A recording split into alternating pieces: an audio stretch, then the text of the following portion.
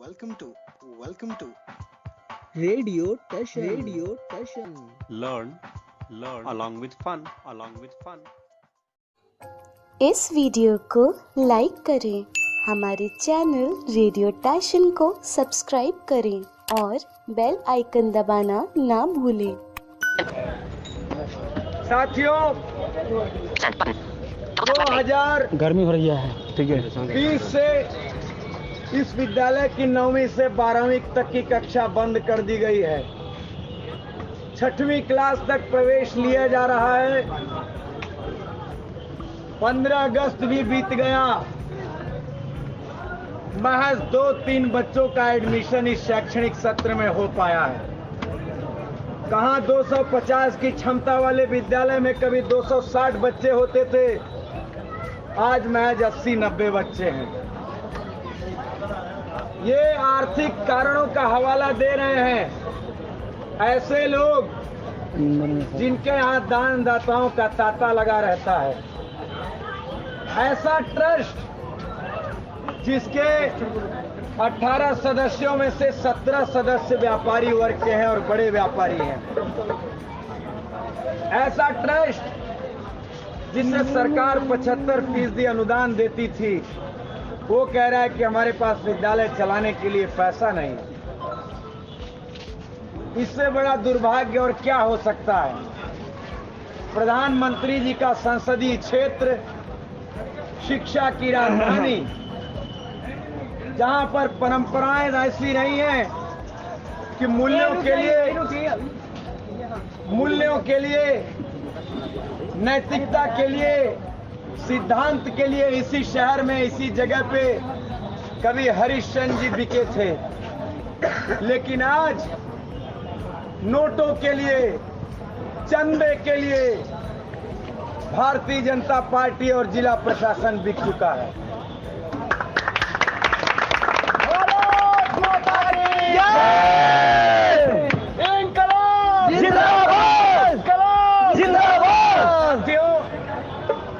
जब से ये विद्यालय बंद हुआ है,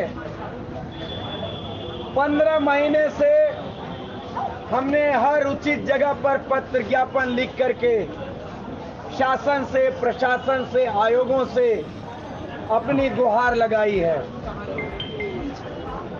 और तो और 1 महीने तक हमने शांतिपूर्ण प्रदर्शन किया, लेकिन किसी के कानों में जू तक नहीं रेंगे। मानो कि ये तानाशाही सिस्टम किसी गरीब की सुनना ही न चाहता हो, किसी दीन की सुनना न चाहता हो।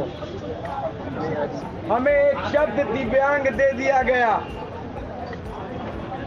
ये दिव्यांग शब्द हमारे समाज के लिए एक चुनौती है कि आपके सामने ये बड़ा लक्ष्य दिया जा रहा है, आप इसको साबित करिए।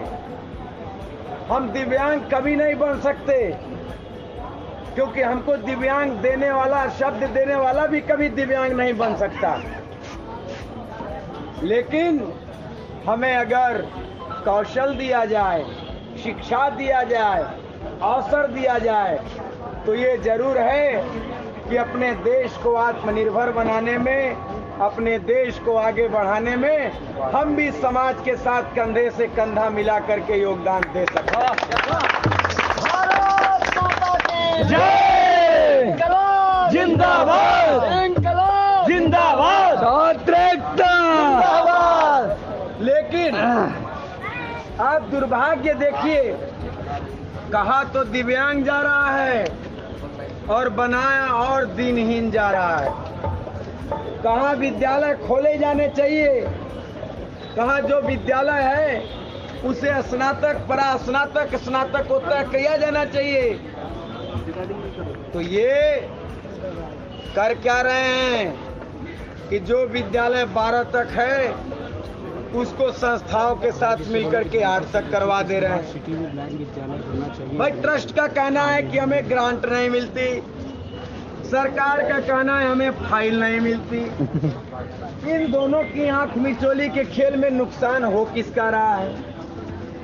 हम दृष्टिबाधितों का नुकसान हो रहा है कि नहीं हो रहा है? हो रहा है। हमारा भविष्य तबाह हो रहा है कि नहीं हो रहा है? हो रहा है। हमारे सांसद को इसकी चिंता होनी चाहिए कि नहीं होनी चाहिए? होनी चाहिए।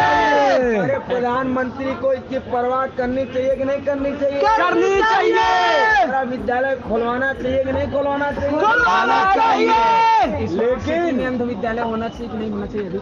लेकिन आपको जान करके बहुत पीड़ा होगी कि आजकल हम अगर ज्ञापन देने जा रहे हैं प्रधानमंत्री कार्यालय में फिर से,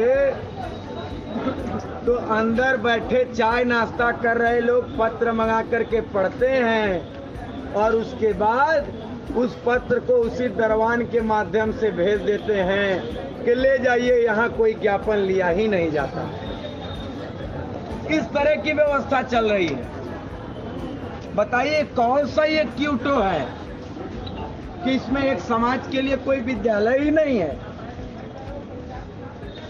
और ये सरकार बात करती है, ये लोग बात करते हैं कि हम बहुत बड़े गोभक्त हैं, गोरक्षक हैं। जो व्यापारी जिस पर गो तस्करी का आरोप लगा हो, गो तस्करी का, गोकशी का आरोप लगा हो, वो सिर्फ चंदा देने मात्र से बेगुनाह हो जा रहा है।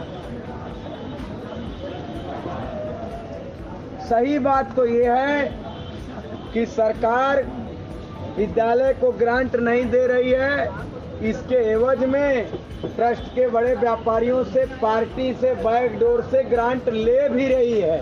चंदा चोरी बंद करो, बंद करो, बंद करो, चंदा चोरी बंद करो, बंद करो, बंद करो। और इस तरह की स्थिति बहुत दुर्भाग्यपूर्ण है।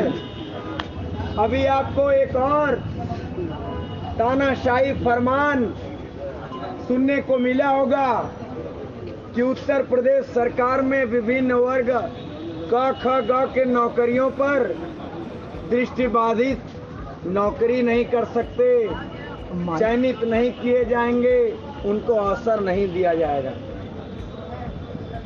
आंखें तो हमारी पहले से ही बंद है। हमारे लिए शिक्षा और नौकरी छीन करके ये सरकार जीवन जीने का रास्ता भी बंद कर देना चाहती है। ये सोचती है कि ये समाज अपना लड़ाई नहीं लड़ पाएगा, लेकिन हम गांधी के देश के नागरिक हैं, भगत सिंह के देश के नागरिक हैं। अगर विद्यालय बंद होगा तो ताला भी तोड़ेंगे, नौकरियां बंद होगी तो घमंड भी तोड़ेंगे। जिंदाबाद, जिंदाबाद, जिंदाबाद, जिंदाबाद। और हमने अपने शिक्षा के केंद्र को बचाने के लिए, हमारा सौभाग्य है कि हम जिन सड़कों पर हैं, एक तरफ माँ दुर्गा का पावन मंदिर है और दूसरी तरफ हमारी विद्या का पावन मंदिर है। इतनी सौभाग्यशाली सड़क कहीं होगी क्या? नहीं। एक मंदिर को, विद्या के मंदिर को बचाने के लिए माँ दुर्गा के पावन मंदिर से शक्ति भी मिल रही है और ये ऊर्जा, ये शक्ति एक न एक दिन जरूर हमें कामयाबी दिलाएगी और हम अपना ये विद्यालय जरूर खुलवाने में कामयाब हो जाएंगे। साथियों,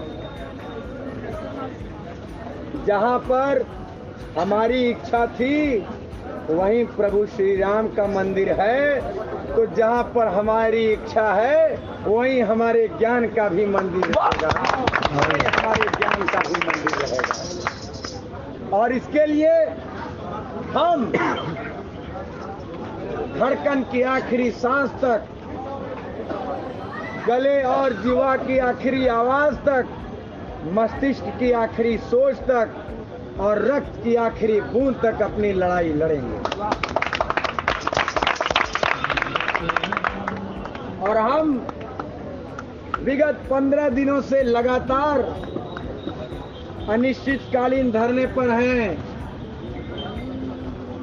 एक पखवाड़ा बीत गया, अगर आप की संवेदना नहीं जागी, सरकार और प्रशासन की संवेदना नहीं जागी, इनके कानों में जू नहीं रेंगी, एक गंभीर नहीं हो पाए, इनकी नैतिकता जीवित नहीं हुई, तो हम दृष्टिबाधितों का हौसला भी टस से मस नहीं हुआ।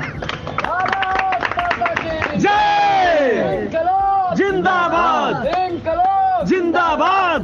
और लगातार आप सभी साथियों के जोश और जज्बे के साथ हम अनुभव और जोश के सामंजस्य के साथ ये लड़ाई लड़ेंगे, क्योंकि हो गई है पीर पर्वत सी पिघलनी चाहिए, इस हिमालय से कोई गंगा निकलनी चाहिए। सिर्फ हंगामा खड़ा करना मेरा मकसद नहीं, मेरी कोशिश है कि ये सूरत बदलनी चाहिए, और मेरे सीने में नहीं तो तेरे सीने में सही हो कहीं भी आग, लेकिन आग जलनी चाहिए, आग जलनी चाहिए। बहुत बहुत धन्यवाद। जय हिंद, जय भारत। हम एक हैं, जीतेंगे। रिकॉर्ड पे हम भेज रहे हैं।